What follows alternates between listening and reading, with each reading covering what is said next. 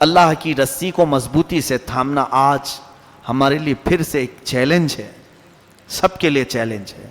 آؤ آپ اپنے لا پر عمل کر کے دکھاؤ، آپ برجستہ یہ کہو کہ مجھے قرآن پر عمل کرنا ہے، میری زندگی کے جو فیصلے، میں نکاح قرآن کے مطابق کروں گا، میرے گھر کی وراثت بٹے گی تو قرآن کے مطابق بٹے گی، مجھے کوئی دوسرا مانڈولی کرنے والا کیوں بانٹ کے دے گا؟ یہ جب تک فکر نہیں آئے گی تمہارے قوانین کے ساتھ کھلواڑ ہوتا رہے گا۔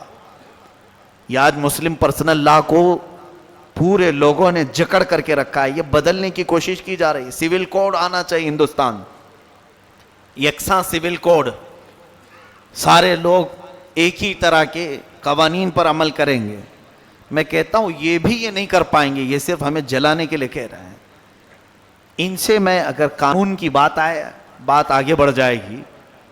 صرف اتنی بات کہ ان کو اسلامی 3 طلاق سے دقت ہے، کون دیتا ہے؟ کتنے لوگوں کی ہوتی؟ پرسنٹیج نکالا جائے، سب سے زیادہ تو طلاق ہندوؤں میں ہے، جہیز کے معاملات پر سب سے زیادہ پرسنٹیج۔ مسلمانوں کی چند چیزیں ہیں، ہاں یہ اور بات ہے کہ نہ نبھ پائے تو طلاق کا راستہ اللہ نے رکھا ہے۔ یہ تھوڑی نہ کہا ہے کہ طلاق دینا واجب ہے، فرض ہے کیا طلاق دینا؟ 3 طلاق دینا واجب اور فرض تھوڑی، ایک راستہ ہے نکلنے کا۔ جب اگر نہیں بن پائی تو نکل جاؤ، نہیں تو جمے رہو۔ آپ کو مسجد میں ہم بٹھا کر کے رکھے ہیں، اب کبھی آپ کو ہم نے یہ کہا کہ جب تک ختم نہ ہو نکلنا نہیں، 5 دروازے کھلے ہوئے ہیں، جب ضرورت محسوس کیا اٹھ کے چلے گئے۔ شادی اور طلاق ایسی ہی ہے کہ جوڑا گیا ہے، آپ کو نہیں نبھ پایا تو طلاق کا ایک راستہ اللہ نے رکھا ہے، نکل جاؤ۔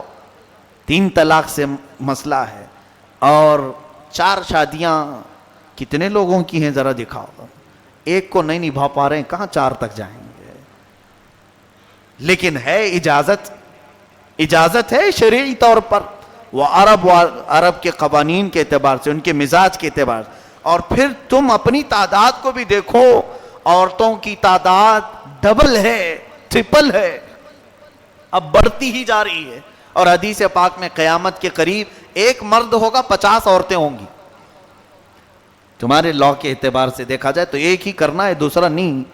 اب میں یہاں یہ بھی نہیں کہہ رہا ہوں کہ کوئی اس کو پریشان نہ ہو، دوسری شادی کرنا واجب کہہ دیا آپ نے، پھر عورتیں دوڑا لیں گی کہ ایسی تفسیر نہ کرو مفتی صاحب۔ میں صرف شریعت کے قانون کی بات کر رہا ہوں۔ اب یہاں پر میں کہوں ان کو اپنے لا نافذ کرنا ہے، ہندوؤں کو اگر ہندوستان میں، تو بھی بھاری پڑ جائے گا۔ مہابھارت، رامائن، ان کی جو مقدس کتابیں اٹھاؤ، میں حوالہ دینے کو تیار ہوں۔ ان کے جو معبود ہیں، جن کی پوجا کرتے ہیں، رام، لکشمن، یہ جتنے نام ہیں، ان کے باپ راجہ دشرت نے 4 شادیاں کی تھی، تو وہی قانون نافذ کرو، تمہارے خدا کا قانون نافذ کرو۔ نہیں کر سکو گے عزیزان گرامی، یہ صرف اور صرف مذاق اور کھیل بنایا جاتا ہے۔ انہیں سب معلوم ہے کہ اس سے کسی کو دقت نہیں، صرف مسلمانوں کو ٹرائل کیا جا رہا ہے۔ کیونکہ وہ شاعر نے جو کہا ہے، دیوار کیا گری میرے خستہ مکان کی، لوگوں نے آنے جانے کا راستہ بنا لیا۔ جہاں آج ہمارا اتحاد ٹوٹا ہے، ہر ایک نے ہمارے اوپر چلنا پھرنا شروع کر دیا ہے، کبھی ٹوپیوں پر، کبھی داڑھیوں پر، کبھی قرآن پر، کبھی ہمارے قوانین پر۔ یہ تو بنتا ہی رہے گا مذاق، اس کی اصل وجہ اور اصل ذمہ دار ہم ہیں۔ اگر آپ قرآن کو حکم جب تک نہیں بناؤ گے، حدیث کو حکم جب تک نہیں بناؤ گے، یہ تو تمہارے ساتھ کھیل ہوتا ہی رہے گا۔